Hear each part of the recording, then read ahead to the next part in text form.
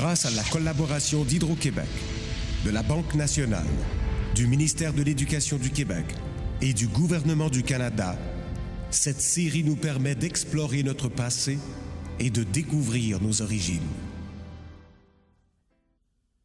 D'où vient le mot Canada?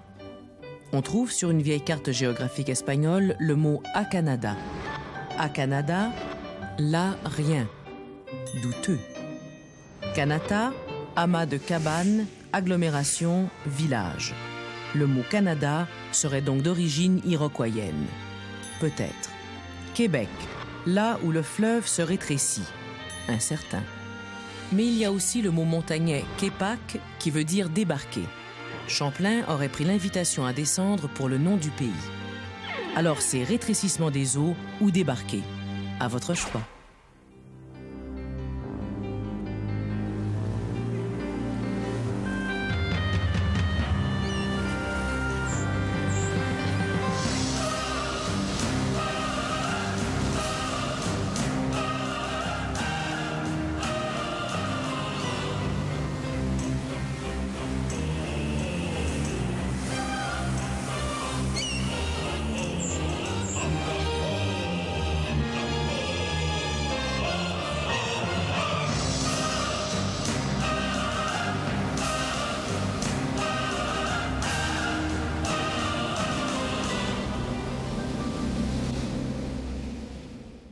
Le projet d'unir les colonies anglaises d'Amérique du Nord, amorcé à Charlottetown en 1864 au mois de septembre, va se concrétiser à Québec le mois suivant. Il y a des représentants nécessairement du Canada uni, de Terre-Neuve, du Nouveau-Brunswick, de la Nouvelle-Écosse et de l'île du Prince-Édouard. Parmi eux, 4 francophones. Georges-Étienne Cartier, Hector-Louis Langevin, Étienne-Pascal Taché et Jean-Charles Chappet. On va adopter une série de résolutions qui vont servir de base à l'élaboration d'un projet de loi qui devra d'abord être approuvé par la Chambre des communes de Londres et ensuite par la Chambre des Lords. Mais auparavant, il fallait que l'Assemblée de chacune des colonies adopte le contenu de ces résolutions-là. Les libéraux du Bas-Canada, dirigés par Antoine-Aimé Dorion, veulent, eux, que le peuple soit consulté par voie de référendum.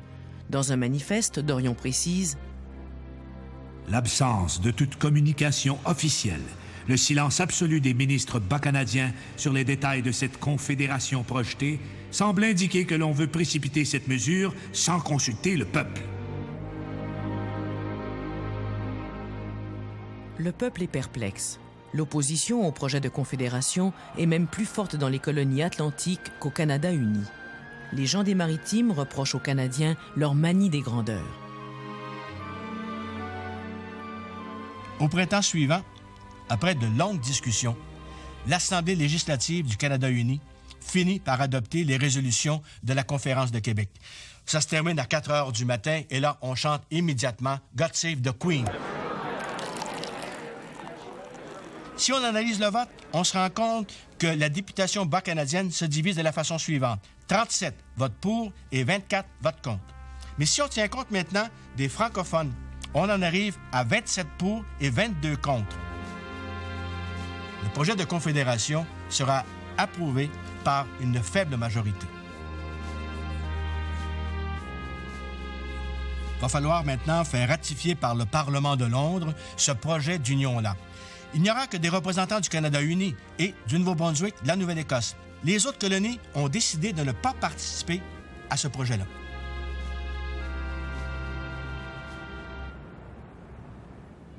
Aussi bien à la Chambre des communes qu'à la Chambre des Lords, le projet d'unir les colonies anglaises d'Amérique du Nord va soulever bien peu d'intérêt. Il y aura plus de députés qui vont participer au débat sur l'imposition d'une taxe sur les chiens de chasse que sur le projet d'unir les colonies anglaises.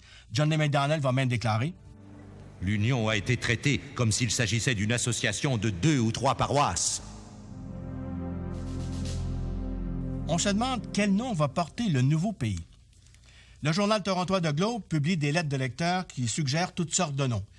Cabot-ci pour Jean Cabot, Colombie pour Christophe Colomb, Alberta parce que le mari de la reine Victoria s'appelle Albert. On va suggérer aussi Boréalia, la Boréalie, parce que l'Angleterre possédait à ce moment-là l'Australie et serait fait pendant le pays du Nord.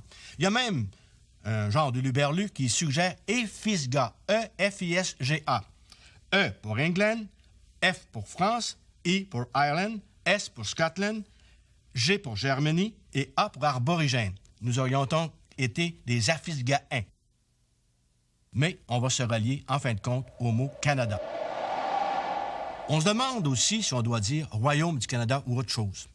Et c'est un père de la Confédération du Nouveau-Brunswick, Leonard Tilley, qui va trouver la solution, peut-être par hasard comme ça, en lisant la Bible. Et c'est dans un psaume de David qu'il lit « He shall have dominion also from sea to sea. Dominabitur a mare usque ad mare. » Il dominera la mer d'un océan à l'autre. Non seulement on trouve le mot dominion, mais on trouve aussi par le fait même la devise du Canada, amare usque ad mare. En 1867, le Canada comprend 4 provinces. Le Québec, l'Ontario, le Nouveau-Brunswick et la Nouvelle-Écosse. Chaque province a son propre gouvernement. Et il y a aussi un gouvernement central qui siège à Ottawa. John A. Macdonald, qui est le premier ministre du Canada, aurait bien aimé, lui, que la Constitution canadienne soit complètement à l'inverse de la Constitution américaine.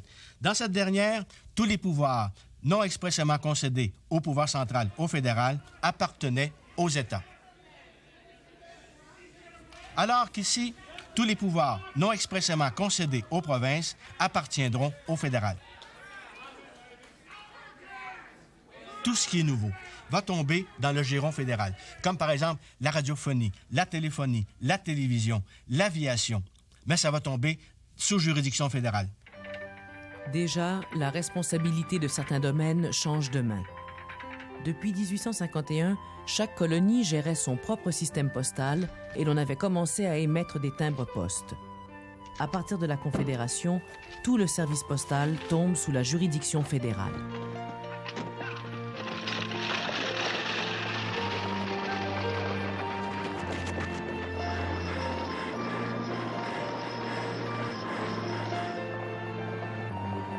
À son retour de Londres, au mois de mai 1867, Georges-Étienne Cartier déclare « La Confédération a été un compromis. Elle conserve encore aujourd'hui son caractère. » Le partage des pouvoirs entre les deux paliers de gouvernement illustre bien cet esprit de compromis. Par exemple, la célébration du mariage relève des provinces. Le mariage lui-même et le divorce relèvent du fédéral.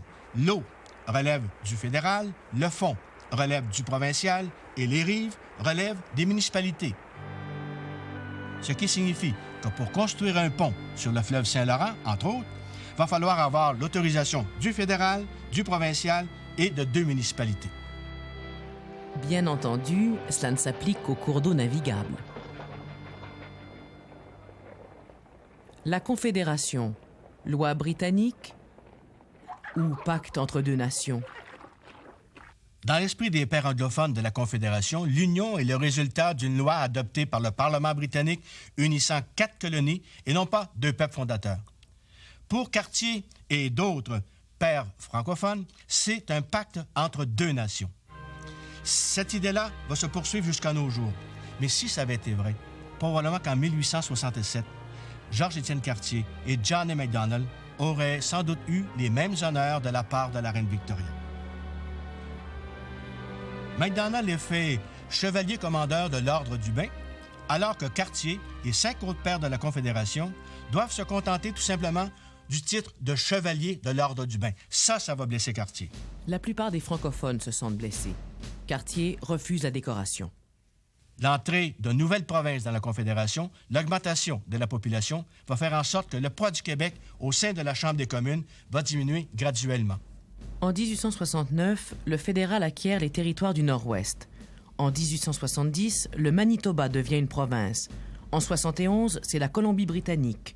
En 73, l'île du Prince-Édouard entre dans la Confédération et en 1905, on crée 2 nouvelles provinces, l'Alberta et la Saskatchewan. Enfin, Terre-Neuve se joint au Canada seulement en 1949. Nous avons fait le Canada, il nous reste à faire le Canadien. Au Québec, au lendemain de la Confédération, la vie continue presque comme avant et le 1er juillet n'a pas remplacé les anciennes fêtes.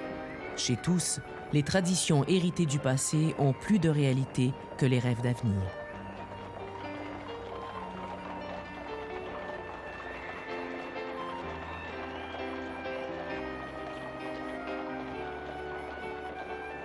Un avenir inquiétant pour la communauté anglophone, redevenue minoritaire dans la province de Québec.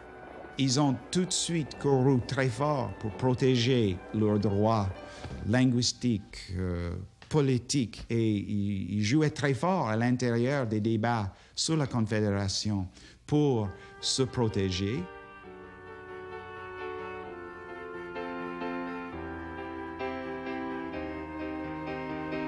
Et c'est un peu la malchance qu'ils se retrouvaient à l'intérieur du Québec.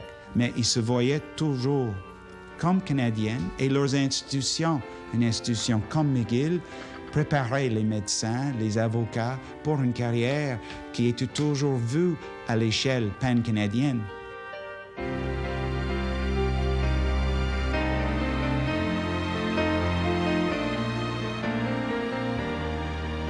Ça n'a rien en commun. Les anglophones au Québec avaient une puissance économique et politique et une certaine assurance que même si c'était menacé dans un certain sens par la Confédération, ils avaient l'assurance qui vient du fait qu'ils se sentaient majoritaires à l'intérieur du Canada.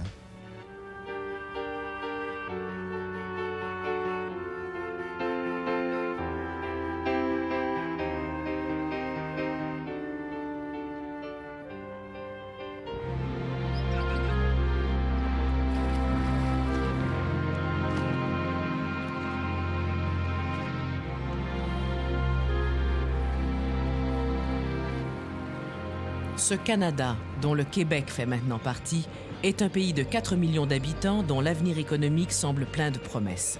Georges-Étienne Cartier écrit « Si Jacques Cartier sortait aujourd'hui de sa tombe, il jetterait sans doute un regard de satisfaction sur ce vaste pays que la civilisation éclaire de ses lumières et auquel la Confédération va bientôt ouvrir une ère de prospérité et de bonheur. » Cartier se trompe. Au lieu de prospérité, les dépressions se succèdent. Jusqu'à la fin du siècle, le développement du Canada sera lent. Au Québec, le bois, l'agriculture et maintenant l'industrie laitière demeurent de grands secteurs d'activité qui aident le peuple à traverser ces années difficiles.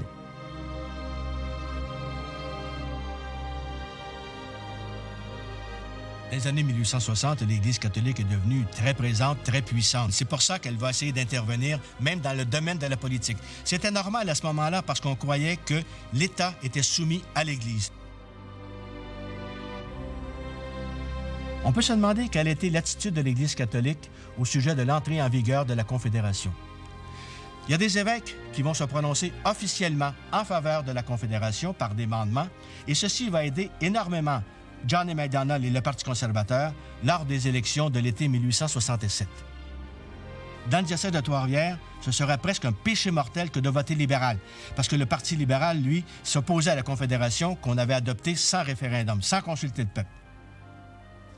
Dans une lettre pastorale, l'évêque de Trois-Rivières écrit « Vous devez en conscience, nos très chers frères, et comme catholiques et comme amis sincères de l'ordre, de l'union et de la paix, vous devez favoriser dans la mesure de vos forces et par le concours de votre bonne volonté le bon fonctionnement de la Constitution qui va bientôt être inaugurée. » Pour l'évêque de Rimouski, la Confédération est presque une volonté de Dieu. C'est la Confédération de droit divin. Droit divin peut-être, mais soulignons que Monseigneur Langevin a pour frère Hector Langevin, un des pères de la Confédération. Lors d'élections subséquentes, des prêtres interviendront soit du haut de la chaire, soit même par le confessionnal pour influencer le vote pour que les gens votent conservateur. C'est ce qu'on appellera l'influence indue. Mes frères, ça devient une nécessité de plus en plus grande. Certaines élections seront annulées par les tribunaux à cause d'une trop grande intervention de membres du clergé. Pour réussir, vous le savez, il faut la coopération de tous et de chacun. Donc, j'y compte demain soir. Dans un contexte religieux où l'encadrement était plus fort, les élites aux idées plus conservatrices qui ont occupé le devant de la scène représentaient l'opinion populaire. Si je dis que le peuple votant majoritairement pour Papineau et le Parti patriote en 1834, au moment où on passe les 92 résolutions, si je dis que là, c'est le peuple qui a parlé et que Papineau a l'appui du peuple, il faut bien que je dise la même chose en 1867 et après. Si le peuple vote conservateur pour le Parti conservateur... Si le clergé appuie avec autant de force le Parti conservateur, c'est tout simplement parce qu'il juge le Parti libéral dangereux. Pour lui, le Parti libéral, c'est le libéralisme à la française, c'est-à-dire ceux qui réclament la liberté de penser, la liberté de parole.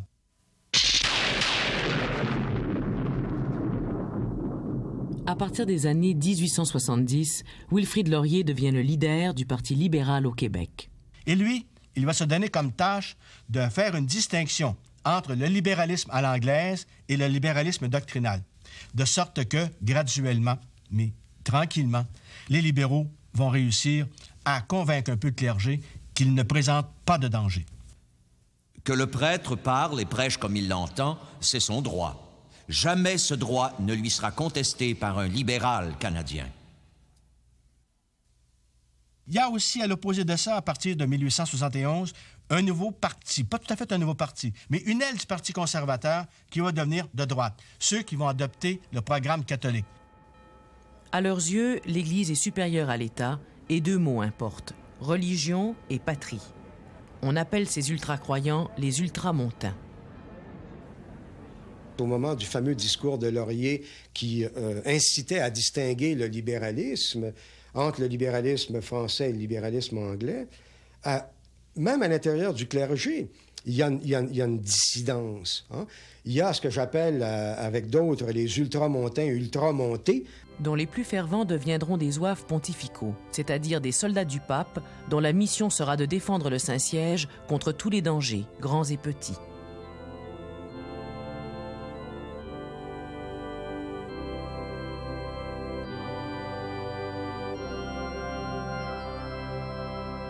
Et ce n'est qu'après la Confédération, mais je dirais autour des années 1880, que là, l'Église est triomphante.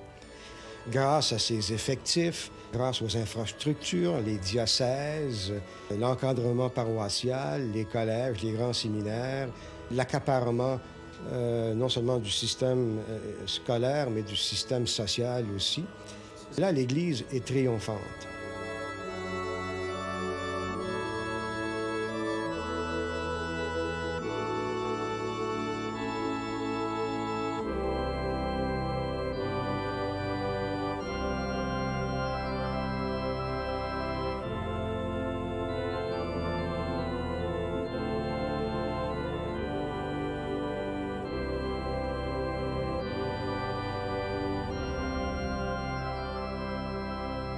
Alors, on sait que les femmes ont fondé beaucoup de congrégations religieuses ici. Elles en ont fondé une trentaine, probablement davantage. Les hommes n'en ont fondé que 2. Toutes ces femmes-là se sont trouvées une nouvelle fonction dans la société. Et c'est alors que sont apparues au 19e siècle des crèches, des salles d'asile, des orphelinats, des hospices pour les vieillards, des hôpitaux pour les tuberculeux, des refuges pour les filles mères, des soupes populaires, des hôpitaux, des institutions pour les aveugles, des institutions pour les aliénés, des institutions pour les sourds-muets, etc., etc., les prisons, des écoles de réforme. Et toutes ces œuvres-là ont été tenues par des congrégations religieuses. Au 19e siècle, l'attitude vis-à-vis des malades et des défavorisés change. Les fous ne doivent plus être enfermés avec les criminels, par exemple. Une certaine attitude scientifique devant les problèmes sociaux voit le jour et les congrégations religieuses suivent le courant. Elles se spécialisent dans l'action sociale. Et on comprend pourquoi ça a marché ici. D'abord, l'Église est prête à ça parce que c'est son propre personnel qui y travaille. Donc, c'est un moyen de répandre la bonne nouvelle de l'Église. L'État trouve que c'est tout à fait épatant, c'est gratis. Depuis les tout débuts de la colonie, les hôpitaux ont été l'œuvre des religieuses. Elles continueront à jouer un rôle important dans les milieux hospitaliers jusqu'aux années 1960.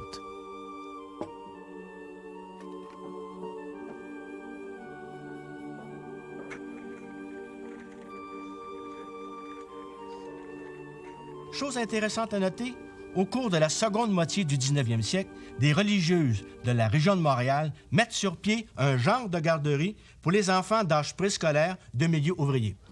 En 1870, par exemple, on compte 8 salles pouvant accueillir 2000 enfants tous les jours. Les enfants arrivent entre 7h30 et 9h30 du matin et partent aux alentours de 16h. Ils sont nourris gratuitement. Les religieuses leur enseignent les rudiments de lecture et d'écriture. Pour se financer, elles font appel soit à la charité publique ou elles organisent des bazars.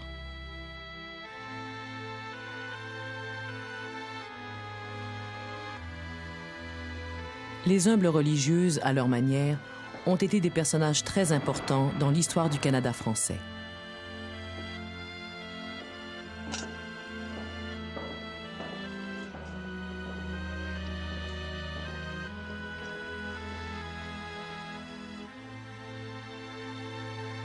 Il y a un secteur d'activité sur lequel le clergé veille avec énormément d'attention. C'est la vie culturelle. Entre autres, dans les diocèses de Trois-Rivières, de Rimouski et de Montréal, on surveille énormément les journaux à tendance libérale. On va même en interdire la lecture de certains. L'évêque Bourgette à Montréal a une obsession, l'Institut canadien. L'Institut canadien est jusqu'à un certain point une maison de la culture de l'époque, un peu comme ce que l'on connaît à Montréal.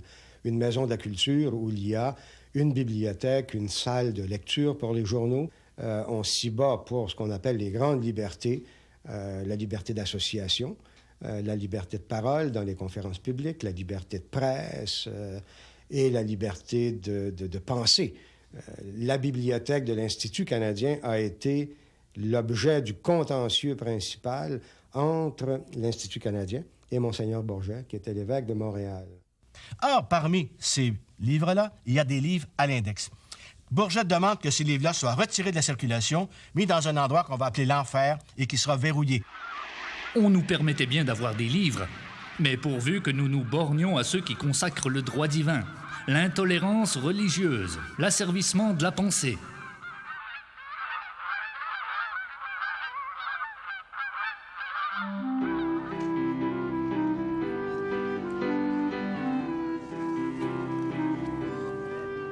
Il n'y a pas que les mauvais livres qui représentent des dangers pour la morale. Il y a aussi les danses et le théâtre. Monseigneur Bourget dénonce les spectacles qui se donnent au Théâtre Royal. Des jeux scandaleux, des danses criminelles, des libertés malhonnêtes sont la pâture dont ces bouffons saturent les spectateurs. C'est dans ces repères de tous les vices que se commettent les crimes qui compromettent la réputation des familles les plus respectables et la paix et la prospérité des citoyens. En 1880, Monseigneur Fabre de Montréal va recommander aux catholiques de ne pas assister aux représentations théâtrales données par la grande Sarah Bernard. La salle sera quand même pleine, nous sommes à la veille de Noël, et au sortir d'une représentation, des étudiants universitaires détellent les chevaux de la voiture, s'installent à la place et conduisent comme ça la grande Sarah à l'hôtel Windsor qui venait d'ouvrir quelques années auparavant. Mais les étudiants n'ont-ils pas de tout temps été contestataires et facétieux? Aux yeux de Monseigneur Fabre, même les glissades mixtes en toboggan, c'est-à-dire des glissades où on retrouve sur le même véhicule des hommes et des femmes, constituent un danger pour la morale et ils devraient à ce moment-là être évités. Malgré toutes ces interdictions-là, les salles de spectacle seront remplies et on glissera quand même régulièrement, soit sur les flancs du Mont-Royal, soit à la place Jacques-Cartier.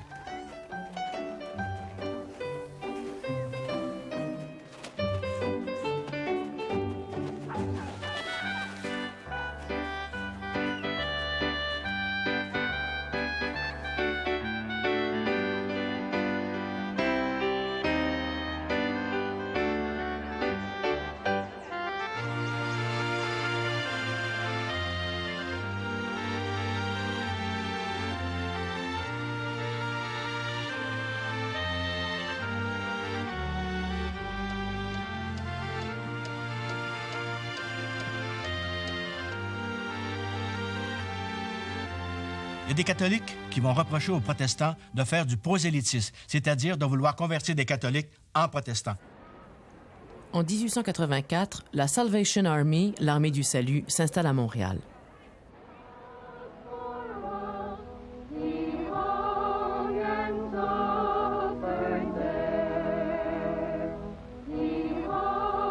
Le conseil municipal leur interdit de tenir des réunions sur la place publique et les oblige à circuler. On va trouver un subterfuge. Les membres de l'Armée du Salut vont continuer à prêcher, mais en marchant en rond, toujours au même endroit. Il n'y a rien que j'aime comme un Canadien français parlant mal l'anglais. Ne permettons jamais à la langue étrangère de s'asseoir à nos foyers. On était convaincus aussi que dans un mariage mixte entre catholiques et protestants, la religion protestante et la langue anglaise finiraient par dominer.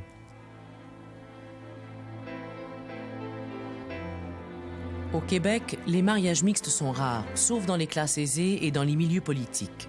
Là, les relations constantes entre francophones et anglophones aboutissent souvent à des mariages d'affaires et parfois à des mariages d'amour.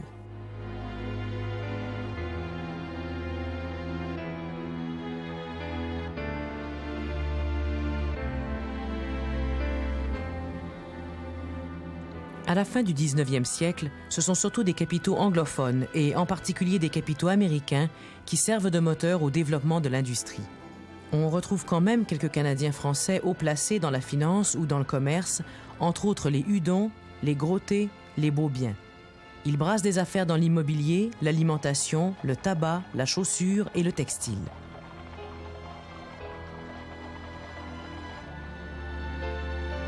Les Canadiens français disposent de 3 banques, la Banque du Peuple, la Banque Jacques-Cartier et la Banque Hochelaga. Cette dernière subsiste encore sous le nom de Banque nationale. Pour certains chefs nationalistes, la mission des Canadiens français n'est pas de tenter de réussir dans le commerce ou la finance. Leur mission est de porter bien haut en Amérique du Nord le flambeau de la civilisation catholique et française. Jean-Charles Taché écrit « Pour nous, conserver notre foi catholique et rester français sont 2 choses qui l'emportent sur tous les avantages matériels du monde. » La masse ouvrière canadienne-française forme un prolétariat qui se sent souvent exploité. Ceux qui ont quitté leur campagne pour venir travailler en ville, espérant améliorer leur sort, vont souvent se retrouver dans la misère avec des salaires très faibles. Le Jean-Baptiste Gagné-Petit va donner le prototype du francophone. Le mouvement syndical existe à peine et les ouvriers sont sans défense face au patron.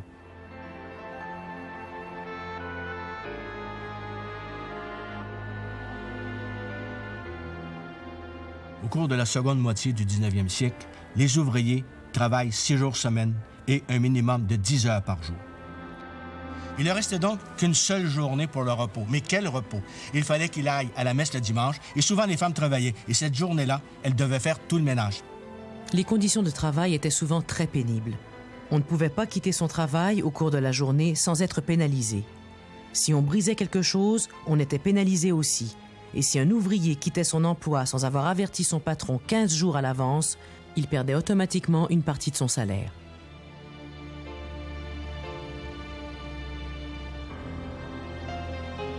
De plus, dans certaines industries, dans certaines manufactures, les gens n'étaient payés qu'une fois par mois et en pitons, c'est-à-dire en jetons qui étaient échangeables uniquement dans les magasins qui appartenaient aux compagnies, de sorte que les compagnies faisaient encore un bénéfice sur les produits qu'elles vendaient à ces ouvriers. L'instruction n'est encore ni gratuite ni obligatoire. Les enfants de parents pauvres doivent très tôt se chercher du travail. En 1886, le gouvernement fédéral met sur pied une commission royale d'enquête sur la condition ouvrière. Et on va découvrir à ce moment-là qu'il y a des enfants de moins de 12 ans qui travaillent surtout dans des usines de fabrication de cigares. Les règlements permettaient que l'on enferme les enfants désobéissants ou chahuteurs. Si un enfant brisait un cigare, il était pénalisé. Il devait payer une amende. Ainsi, après une semaine de 60 heures de travail, certains enfants devaient de l'argent à leur patron. Si les enfants travaillaient, c'est que souvent, c'était les parents qui les obligeaient à travailler. Et ce, pour avoir plus d'argent pour payer la nourriture, pour payer le loyer. Dans leur rapport, les commissaires vont recommander que les femmes et les enfants ne travaillent pas plus que 9 ou 10 heures par jour pour un maximum de 54 heures par semaine. Une loi sera adoptée, mais ne sera pas appliquée.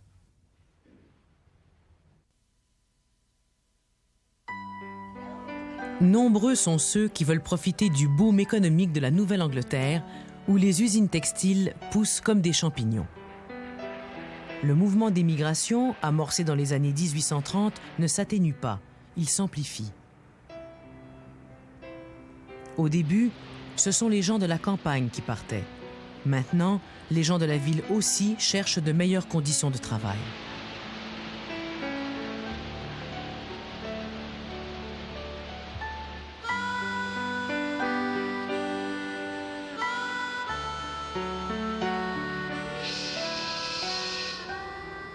Ce qui a détourné cette émigration vers la Nouvelle-Angleterre, c'est l'effervescence, c'est le bouillonnement de l'industrialisation et de la création d'emplois dans un contexte urbain très bien rémunéré et dans des villes, encore une fois, qui étaient modernes, qui étaient marquées par le progrès et ainsi de suite.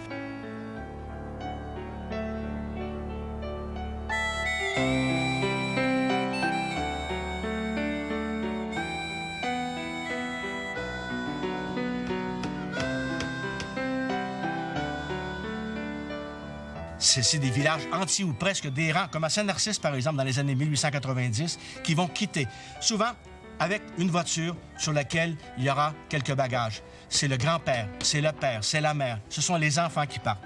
Là où il y a des trains, on va parfois, si on a les moyens, utiliser le train.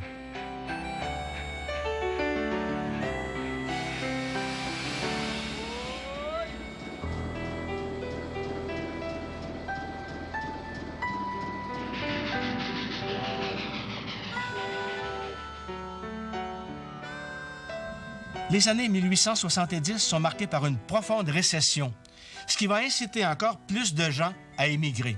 En 1880, on évalue à environ 800 000 le nombre de Canadiens français établis en Nouvelle-Angleterre. Et pour la seule décennie 1880-1890, il y en a 150 000 qui quittent le Québec pour la Nouvelle-Angleterre. Considérez qu'en un siècle environ, en gros, entre 1830 et 1930, il y a eu près d'1 million de Québécois qui ont émigré aux États-Unis. Et pour bien comprendre l'importance de ce chiffre, il faut le rapporter à ce qu'était la population totale du Québec à la même époque. Moins d'1 million en 1850, près de 2 millions en 1900.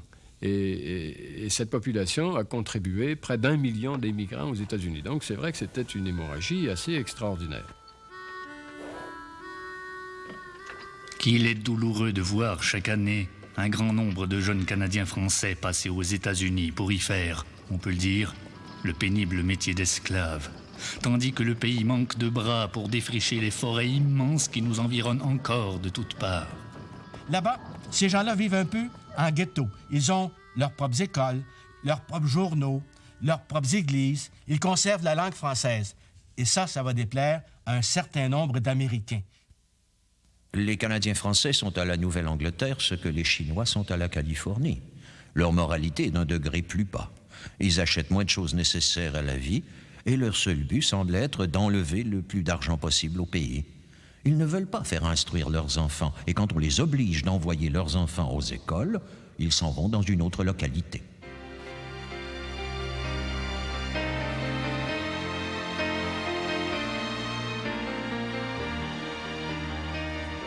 Les Franco-Américains déploieront jusqu'au début du XXe siècle et plus tard encore de grands efforts pour maintenir leur culture et leurs liens avec le pays natal. Mais très peu d'entre eux reviendront au Québec. La prospérité et le travail créent de nouveaux liens. Avec le temps, ils se fondront dans le melting pot américain et l'assimilation sera consommée. L'émigration aux États-Unis a suscité une très grande inquiétude parmi les élites québécoises. Et ça a été une des racines du nationalisme québécois qui a commencé à s'affirmer au lendemain de l'acte d'union, à partir des années 1840-1850. Ça a été un de ces carburants extrêmement importants. Cette hémorragie qui était pratiquée dans le corps de la nation et ainsi de suite.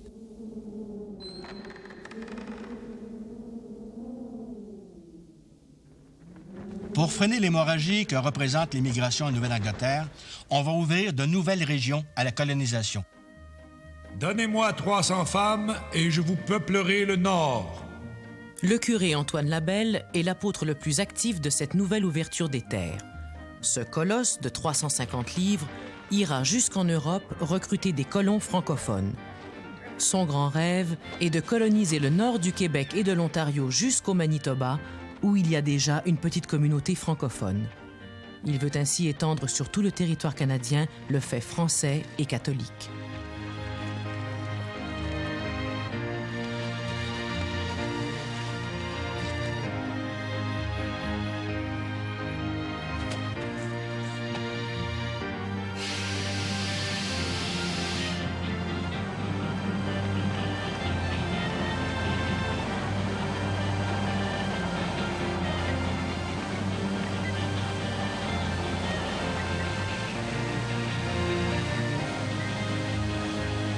Le Nord sera le domaine, la forteresse de notre nationalité. Ces immenses espaces semblent donc être destinés à l'expansion des Canadiens français. Et c'est là le théâtre que la Providence paraît avoir réservé à leur action.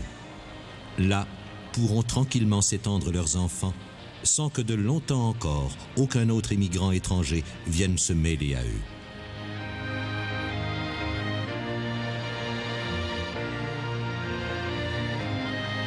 Le curé Labelle ouvrira les Laurentides à la colonisation et plus de 25 villes ou villages lui doivent le jour.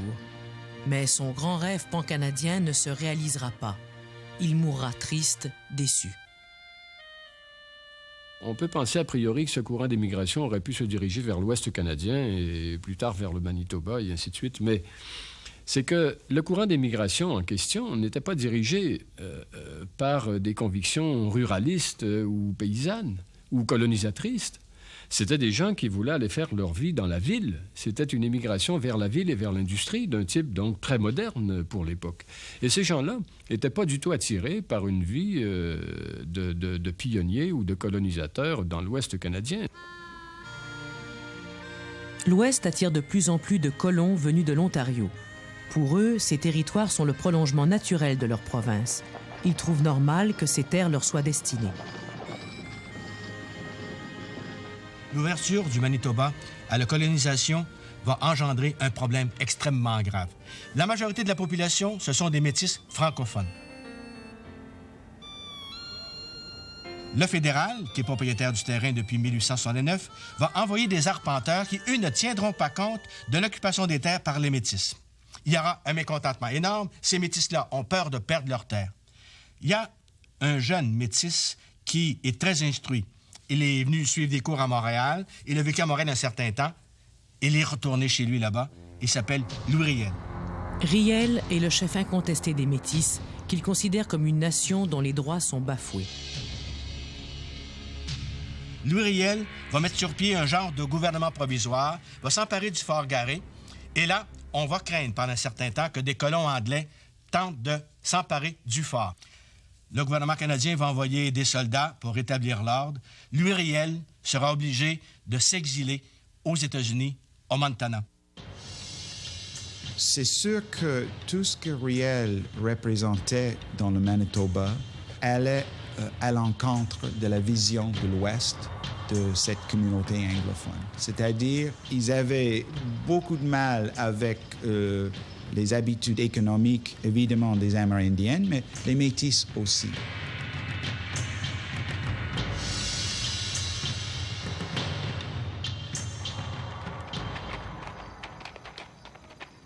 En 1876, soit 9 ans après l'entrée en vigueur de la Confédération, le gouvernement fédéral adopte une loi extrêmement importante concernant les Amérindiens. C'est la loi des Indiens. En vertu de cette loi-là, on va créer des réserves où on va parquer les Amérindiens pour les protéger des Blancs. Il est né là, le problème indien. Il n'y en avait pas avant. Avant, il y avait un fait indien, mais il y a eu un problème indien avec la naissance d'une loi qu'on appelle la loi sur les Indiens. Et on a voulu les régir, obtenir les terres de l'Ouest un peu plus.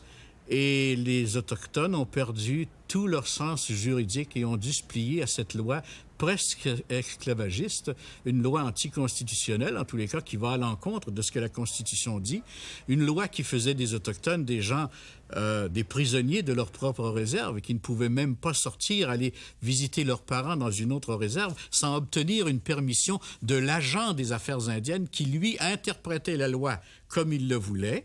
Bien sûr, il était nommé par le gouvernement. Alors, les Autochtones, au 19e siècle, ont perdu toute raison de vivre ou de survivre. Et ce sont les femmes des réserves amérindiennes qui trouvent une espèce de survie économique par l'artisanat. L'artisanat des femmes sauve bien des familles du dénuement total, car la chasse et la traite rapportent de moins en moins aux hommes. Dès les années 1850, les Malécites, les Micmacs, les Montagnaises se mettent à vendre des paniers, des mocassins, des trucs en bouleau qui sont extrêmement prisés par les touristes. Et ça, c'est un phénomène, je dirais, à la largeur du Canada à ce moment-là.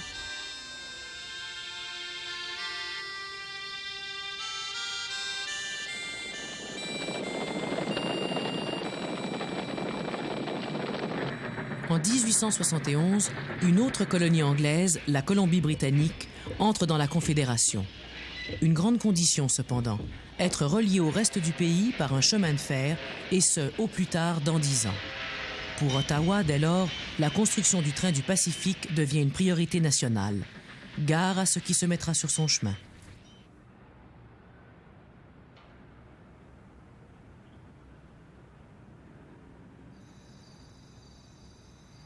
En 1885, on décide de coloniser les territoires du Nord-Ouest qui vont devenir, en 1905, la Saskatchewan et l'Alberta. Là, le même problème va se produire. Il y aura des Métis qui sont établis, il y a des Amérindiens qui sont établis là, et les arpenteurs vont répéter à peu près la même stratégie, c'est-à-dire ne pas tenir compte de ceux qui occupaient déjà le territoire. Malgré certaines paroles fédérales, il n'y avait jamais vraiment une chance que l'Ouest allait devenir, avoir un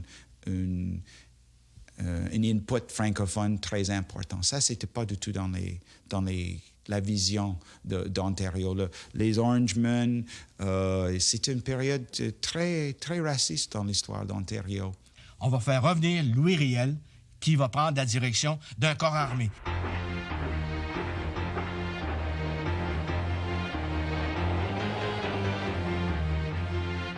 Cette fois-ci, le gouvernement MacDonald prend les grands moyens.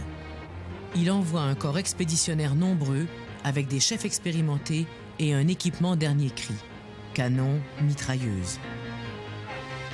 Après quelques succès de guérilla, Riel commet l'erreur d'engager une bataille rangée à Batoche, en Saskatchewan.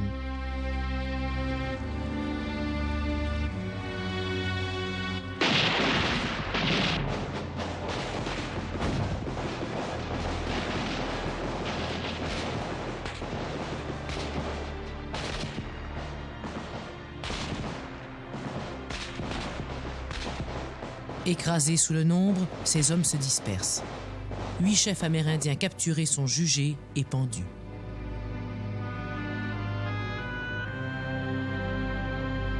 Riel sera arrêté. On va lui faire un procès. Tous les jurys sont dans la langue anglaise, ainsi que le juge. Le fait qu'il soit métis, le fait qu'il soit catho, le fait qu'il avait des visions, qu'il était emprisonné dans un asile, un fou. C'est-à-dire il y avait tout un ensemble qui était très facile de fabriquer pour mettre Riel comme une marginale. Mais lui, il était une sorte de fixation de ce que l'Ouest ne doit pas venir. Les jurés et le juge n'accepteront pas qu'on plaide folie. En conséquence, Riel sera condamné à être pendu. On va faire appel à la clémence du gouverneur général. On va faire appel aux ministres canadiens-français qui sont autour de Johnny MacDonald. Mais Johnny MacDonald n'acceptera pas. Et il dira, même si tous les chiens du Québec aboient, Riel sera pendu. Et Riel, effectivement, est pendu le 16 novembre 1885. Ah ben oui, ils étaient sûrement très, très contents d'avoir terminé avec un bonhomme comme Louis Riel, qui les avait embêtés pendant 15 ans. Ça prend très peu de temps avant qu'on apprenne à Montréal que Riel a été pendu. Et à ce moment-là, les commerces ferment. Les gens abordent des signes de deuil. À Québec, le soir même, 15 000 personnes se réunissent pour protester contre cette exécution-là. À Montréal, le dimanche suivant, 50 000 personnes, malgré le fait qu'il fasse froid, se réunissent au Champ de Mars pour écouter des orateurs. Des orateurs qui vont dire « Mon frère Riel est mort ». Défenseur des opprimés et martyr, ou aventurier à l'esprit instable, Riel a été un homme énigmatique, plein de contradictions. Un personnage historique qui demeurera à jamais controversé. Honoré Mercier va récupérer l'indignation des francophones. Il va fonder un nouveau parti au sein duquel on va retrouver des conservateurs et des libéraux. Les Pandards vont être exclus. Et ce nouveau parti-là, le Parti national, sera peut-être le premier à parler d'indépendance du Québec. En 1887, Honoré Mercier et son Parti national prennent le pouvoir. Mercier, il veut réformer un peu l'administration provinciale. Il va prôner l'autonomie provinciale, ce sera peut-être le premier à le faire. Il va vouloir aussi améliorer la condition ouvrière, développer l'enseignement. Il va établir des écoles du soir pour les ouvriers. Il va vouloir aussi faire de la province de Québec quelque chose de moderne. Malheureusement, en 1891, le gouvernement Mercier est secoué par une affaire de pot de vin. Mercier, homme d'honneur, démissionne. Aux élections fédérales de 1896, les conservateurs perdent le pouvoir. Ce sont les libéraux, dirigés par Wilfrid Laurier, qui prennent le pouvoir. Laurier, c'est le premier Canadien français à occuper le poste de premier ministre du Canada. C'est l'homme à la langue d'or. C'est un homme qui sait parler aux foules. C'est quelqu'un qui avait réussi à convaincre la population que le Parti libéral n'était plus le libéralisme et qu'on pouvait voter libéral sans commettre de péché mortel.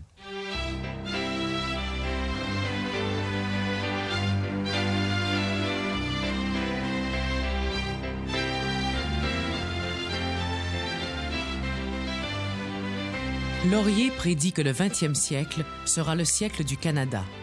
Les conditions économiques sont meilleures et sur toutes les lèvres, on n'entend parler que de nouvelles inventions, de progrès merveilleux. Tout est en place pour un Canada heureux.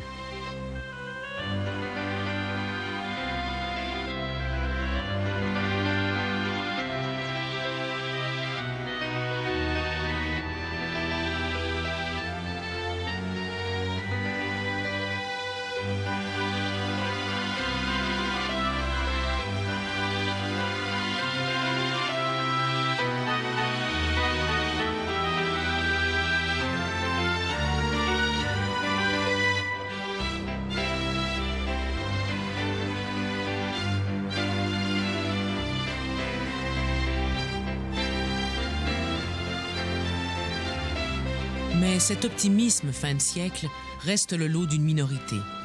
Pour la plupart, il faut travailler dur, dans des métiers difficiles, mal rémunérés. Le bonheur sera pour demain, pour d'autres.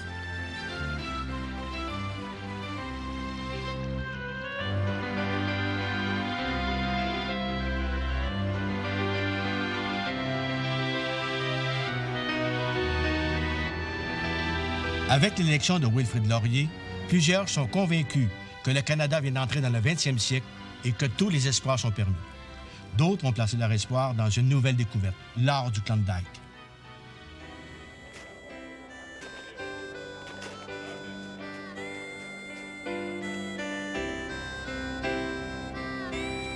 Des centaines de Canadiens français vont prendre cette direction. Ils chercheront de l'or pour eux-mêmes. Mais certains, profitant de leur habitude de l'hiver et des grands espaces, vont gagner de l'argent comme guides. Car pour les aventuriers venus d'ailleurs, le pays est plein de dangers.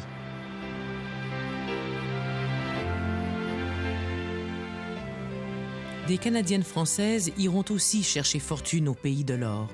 Elles seront hôtelières, commerçantes, danseuses dans les saloons.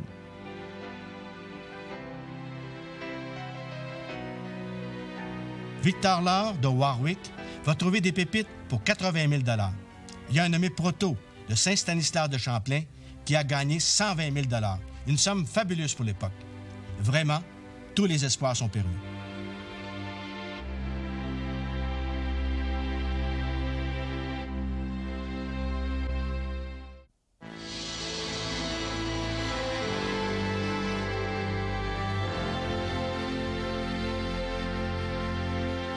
Ces commanditaires sont heureux de contribuer à la diffusion des grands moments de notre épopée.